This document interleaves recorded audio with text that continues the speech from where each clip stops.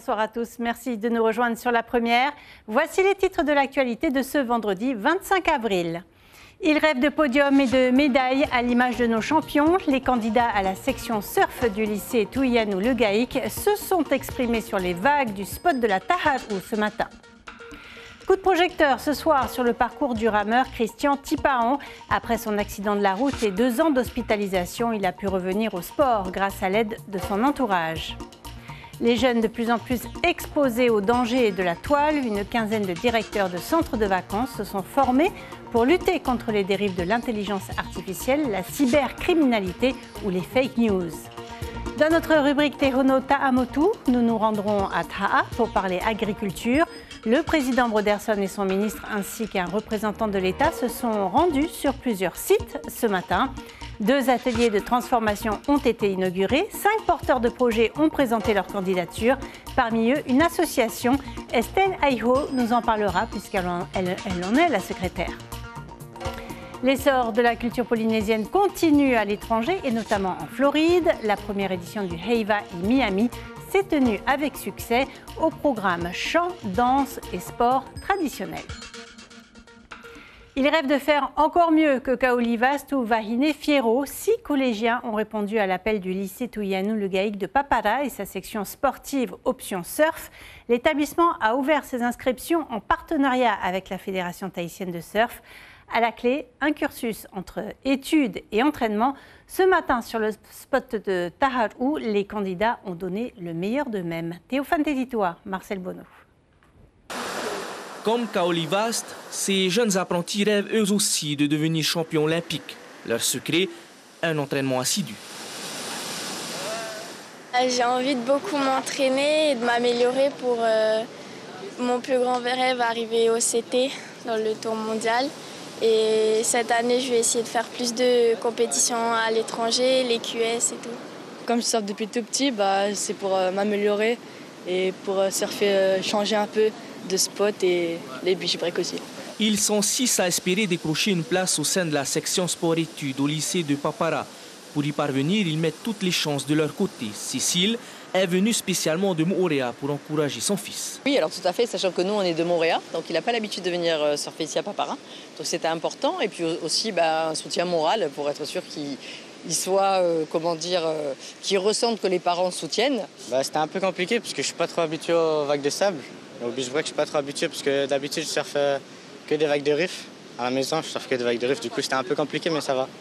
Cette sélection vise à évaluer le niveau des jeunes en surf, leur capacité à nager, mais aussi les élèves doivent avoir un bon niveau scolaire, une bonne attitude et un bon comportement en cours. C'est une section où il y a un bon volume horaire d'entraînement et comme on ne peut pas dégager des créneaux horaires, ils sont obligés de rater certains cours pour les rattraper ensuite. Donc on va voir leur motivation à ce niveau-là pour s'entraîner et rattraper les cours. Et aussi au niveau de l'éloignement des familles. On a vu passer de très bons surfeurs. Il y a eu Vahini aussi qui était dedans. Il y a eu Manthei Drolé qu'on ne présente plus aussi. Et du coup, voilà, il y a maintenant aujourd'hui la nouvelle génération qui souhaite et qui ont des objectifs aussi d'atteindre le plus haut niveau. Et du coup, nous, voilà, on soutient à fond ça. Parmi les 6 candidats, seulement 3 ont été retenus pour intégrer la sélection dès la rentrée prochaine au lycée de Papara. Le site de la Taharou qui accueillera du 5 au 10 mai la TOA Pro, première compétition régionale Hawaï-Tahiti du circuit WQS. Une opportunité pour les surfeurs locaux de rivaliser avec les athlètes internationaux. Si vous habitez la côte ouest, vous avez peut-être aperçu la gendarmerie aux aguets du côté du rond-point de Waipopo. Il faut dire que les chiffres sont effarants. Déjà 13 décès sur les routes en 2025. En quelques minutes, 6 infractions ont été relevées cet après-midi. 2 roues ou voitures. Ils roulaient à plus de 85 km/h au lieu de 50. Plus de la moitié des accidents mortels sont liés à l'alcool ou aux stupéfiants, souvent associés à une vitesse excessive. Écoutez l'officier adjoint à la sécurité routière au micro de Raiheina Jarion et Jérôme Lee. Pendant tous les week-ends qui vont arriver, que ce soit au mois de mai, les grands week-ends du mois de mai, la brigade motorisée ainsi que les unités de terrain seront mobilisées pour faire effectuer les contrôles vitesse et les contrôles alcoolémie le soir en fin de journée. Donc oui, on va être présent sur les routes pendant tous ces grands week-ends qui approchent pour ce printemps. Il suffit de quelques mains tendues et bienveillantes pour changer le destin d'un homme. Ce fut le cas pour Christian Tipaon. À 16 ans, ce passionné de sport est amputé de la jambe suite à un accident de la route. Après avoir passé 2 ans à l'hôpital, il décide de revenir à la pratique sportive. Plusieurs personnes vont l'aider à devenir l'un des meilleurs rameurs en Parava'a. Il est ainsi devenu l'homme au mental d'acier que l'on connaît aujourd'hui. Portrait signé Ismaël Tahiata et Mirko Vandefo. C'est un flambeau voyageur, le symbole de l'olympisme à bout de bras. Pour Christian Tipaon, le moment est historique, la sensation indescriptible. J'avais envie de faire au moins 2 km et j'étais pas fatigué. J'avais même envie de courir. Bon, j'arrive pas à courir du fait de mon handicap parce que j'ai bien été touché au niveau de ma jambe. Et mais je voulais même courir. J'étais transporté, j'étais sur un petit nuage. Avec Christian, c'est jamais sans ses prothèses. Avec elle, il est inarrêtable. Celle-là, c'est ma prothèse, on va dire, c'est ma Rolls-Royce. C'est-à-dire que maintenant, avec cette prothèse-là, j'ai plus de soucis au niveau de la hanche quand je marche. Mon ancienne prothèse, elle peut aller dans l'eau. Et donc, j'ai fait quelques modifications, quelques réparations pour que quand je vais dans l'eau après, c'est tip-top. Un avenir prometteur en cyclisme balayé d'un revers de la main par un accident de la route en 1985. Son père lui promet qu'il marchera à nouveau. Quand je suis sorti de l'hôpital, c'est papa il n'y avait pas le santé Thierry, donc on n'avait pas les moyens de pouvoir avoir un kiné à 24 heures sur 7 sur 7. Quoi. Donc c'est papa qui a fait ma rééducation. Il a été un papa aimant et c'est ça qui a fait que, il m'a donné cette force-là. Une longue introspection s'ensuit. En 2018, Christian se lance dans le A. Tamato Pérez lui transmet les bases. Il a beaucoup excellé. Il a même été au championnat du monde marathon. Il a représenté les paras pour les finaux. Donc le plus difficile, en fait, c'est de trouver un confort par rapport à leur handicap. Mais je pense que tout le reste, c'est le mental qui le fait. 3 ans plus tard, Kiki, comme ses amis l'appellent, intègre le club de Toatei. Il préfère de loin se mesurer à des compétiteurs valides. On a appréhendé aussi quand Kiki est arrivé, on dit comment on va faire, machin et tout, mais il s'est bien adapté. On a observé la première année, on ne lui a pas aussi laissé la tâche facile. Il a peiné au tout début, mais après, avec insistance, il a fait ses preuves. À l'armée, Kiki est technicien dans l'électroménager. Très souvent, elle vient ici pour se défouler. Raimouna le suit comme son ombre. Kiki, c'est une machine. Tout le monde connaît Kiki pour tout, que ce soit la rame, tout ce qu'il entreprend, vélo, même la pétanque, mais elle laisse tomber. Alors, cuisine, n'en parlons pas. Prochain rendez-vous pour Kiki sur le plan d'eau, ce sera le 17 mai, la course de l'Amiral, avec son nouveau club, le Centre Mix Interarmée de Tahiti. Les grandes vacances ne sont pas si loin et qui dit vacances dit encadrement des jeunes, particulièrement exposés aux écrans. Pendant 3 jours, une quinzaine de directeurs de centres ont bénéficié d'une formation pour lutter contre la cybercriminalité, ne pas tomber dans les pièges de l'intelligence artificielle ou encore déceler les fake news. Reportage Nicolas Suire et Jérôme Lee. Être averti des dangers d'Internet, une formation dispensée par des policiers de la DTPN spécialisés en cybercriminalité.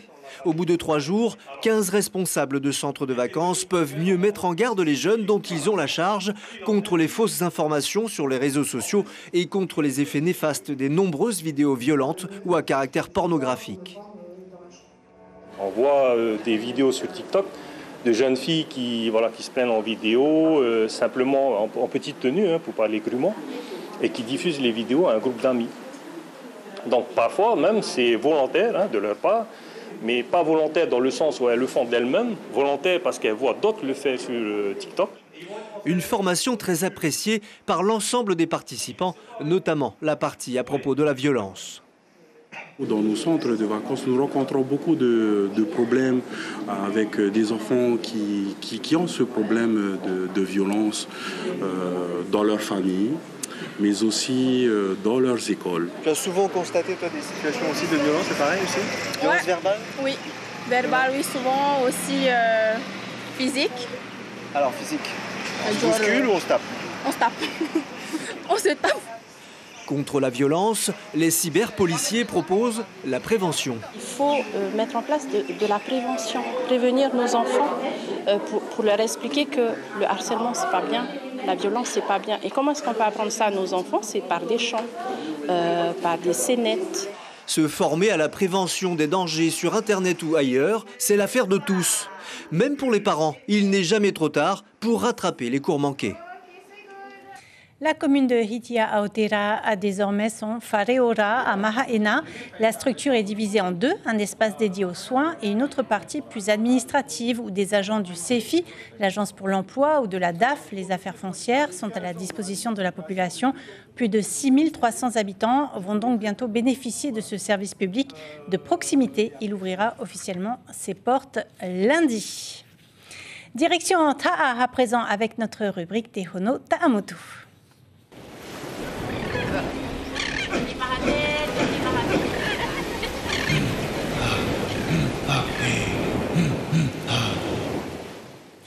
Celle que l'on appelle l'île Vanille est-elle l'objet de toutes les attentions ce matin? Moetai Broderson, son ministre de l'Agriculture, Taïvini Teai, mais aussi Étienne de la Fouchardière, secrétaire général adjoint du Haut-Commissariat, se sont rendus sur plusieurs sites stratégiques. Les terres domaniales de Ha'amene, dont le réseau hydraulique a fait l'objet de financements État-pays, le hangar du quai de Tapuamu, où seront stockés les produits des agriculteurs, et 2 ateliers de transformation qui ont d'ailleurs été inaugurés en fin de matinée.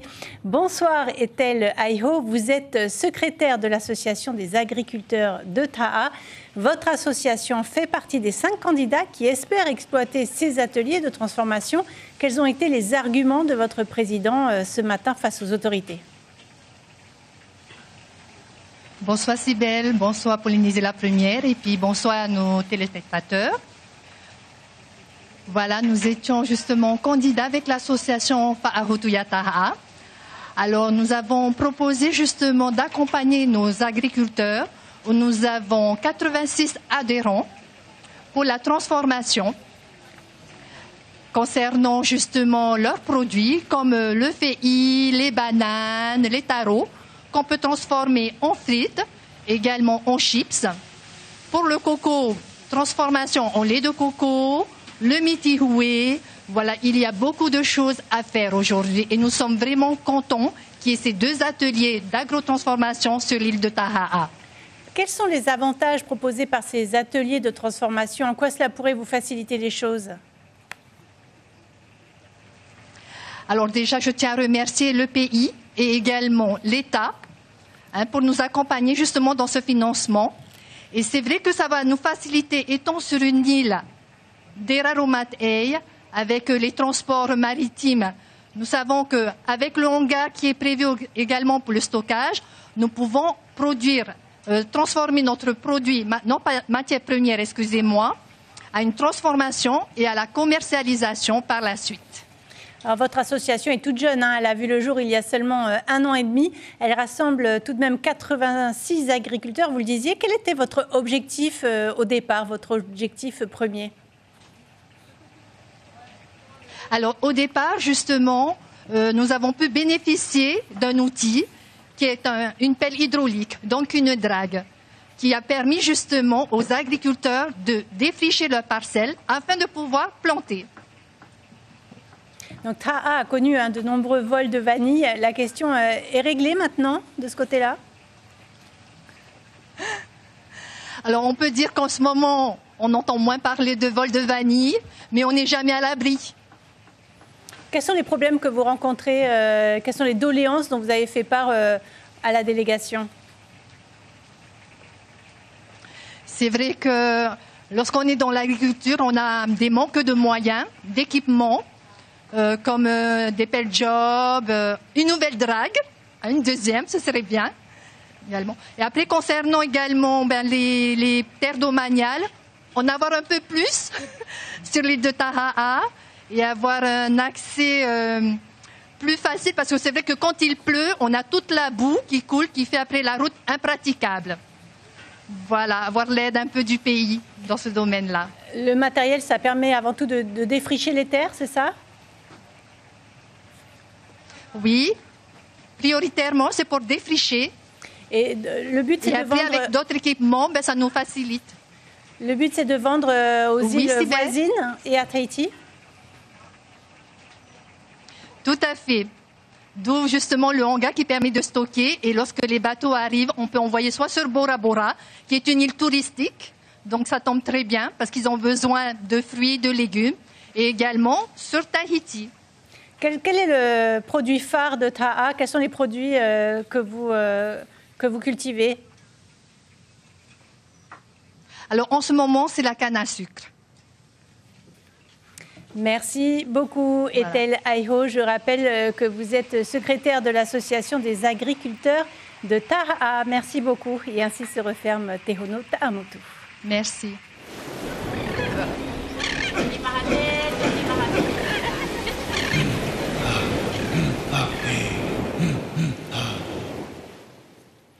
La culture polynésienne prend de l'essor à l'étranger. En témoigne ce premier Heiva i Miami en Floride.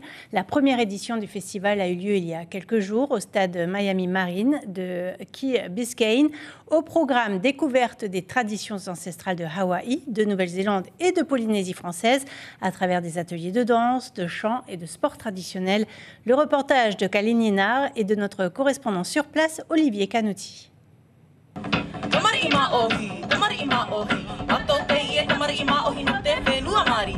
Du Ori Tahiti dansé à Miami, une première, et c'est en partie grâce à l'école de danse d'Otaha. Ce Tahitien a grandi à Mamao et il vit aux États-Unis depuis une vingtaine d'années. Le nom de notre groupe, c'est Na'i Tahiti Nui. Et la raison on voulait ouvrir notre école de danse ici, c'est pour montrer aux gens la culture tahitienne.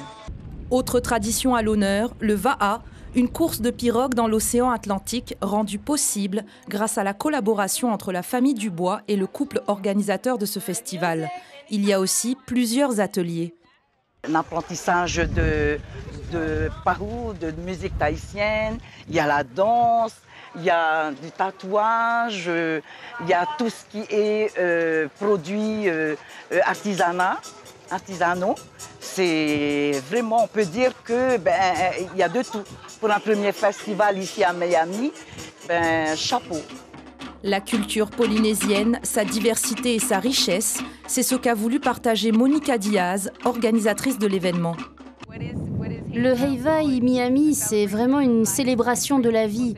C'est rassembler les gens dans un esprit de communauté. La course de pirogue que nous organisons rassemble la communauté des rameurs. Alors notre mission principale, c'est évidemment éduquer à propos de la culture, du bien-être, de l'inclusion, mais aussi d'apporter un événement différent ici à Miami qui n'a jamais été fait auparavant. Une première édition réussie, le Heiva i Miami célèbre la connexion culturelle entre le sud de la Floride et la Polynésie française. Il pourrait être réitéré l'année prochaine. Attention aux fortes pluies à Rapa. L'île a été placée en vigilance orange. Un temps perturbé intéresse les Australes cette nuit. Rapa notamment avec des orages et de fortes précipitations. On arrive au terme de ce journal. Je vous en rappelle l'information principale. Taha était l'objet de toutes les attentions ce matin. Une délégation État-Pays a auditionné les 5 porteurs de projets qui aimeraient utiliser les 2 ateliers de transformation inaugurés aujourd'hui. Parmi les autres temps forts, la visite des terres domaniales et du hangar situé sur le quai de Tapuamu. Au programme de votre soirée sur la première, Simon Coleman et les funérailles du pape François, émission spéciale proposée par France Télévisions et diffusée en direct. Voilà pour l'actualité de ce vendredi. Demain, dès 6h30, vous avez rendez-vous avec Jules Bourga et Abinera Tepatahotoa sur Polynésie, la première radio, pour vos premières informations. Passez une excellente soirée sur nos antennes et à demain.